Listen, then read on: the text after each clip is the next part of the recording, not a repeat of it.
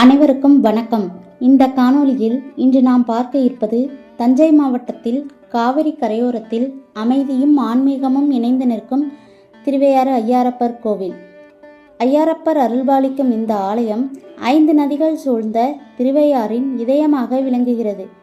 இந்த காணொளியில் ஐயாரப்பர் தலத்தின் சிறப்புகளையும் அங்குள்ள பல்வேறு சன்னதிகளின் தரிசனங்களையும் நாமும் ஒன்றாக காணலாம்.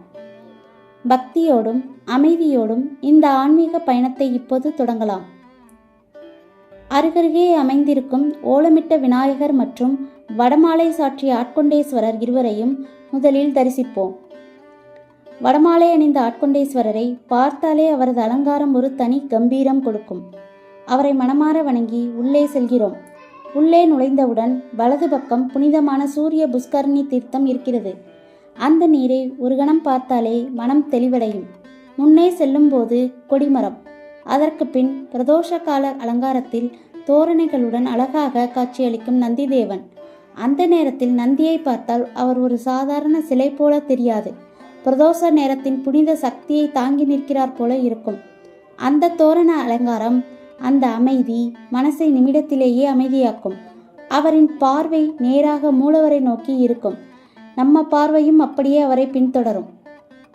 அடுத்தபடியாக துவாரபாலகரை வணங்கி உள்ளே சென்றால் மூலவர் ஐயாரப்பர் அருள்பாலிக்கிறார். அவரை தரிசிக்கும் அந்த தருணம் மனம் நிறைந்து ஒரு ஆழ்ந்த அமைதி நம்முள் பரவும். பிரகாரத்தை வலம் வரும்போது தட்சணாமூர்த்தி, வில்லேந்திய முருகன், மகிஷாசுரமர்த்தினி, சட்டைநாதர், சண்டிகேஸ்வரர் ஒவ்வொரு சன்னதியும் அருள் நிறைந்த தரிசனம். பின்னர் இக்கோவிலின் சிறப்பு வடகைலாயம் மற்றும் தென்கைலாயம். இந்த 2 சன்னதிகளும் ஆண்டு முழுவதும் திறந்திராது. ஆடி அமாவாசை மற்றும் தை அமாவாசை இந்த 2 நாட்களில் மட்டும் திறக்கும். அந்த நாளில் தரிசித்தால் கைலாச தரிசன பலன் கிடைக்கும் என்று நம்பப்படுகிறது.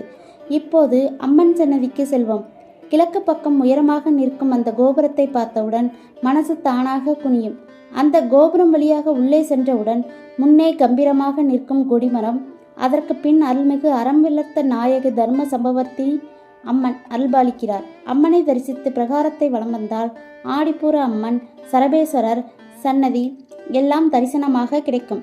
இவ்வாறு திருவையாறு தரிசனம் முடியும் போது மனம் லேசாகிவிடும்.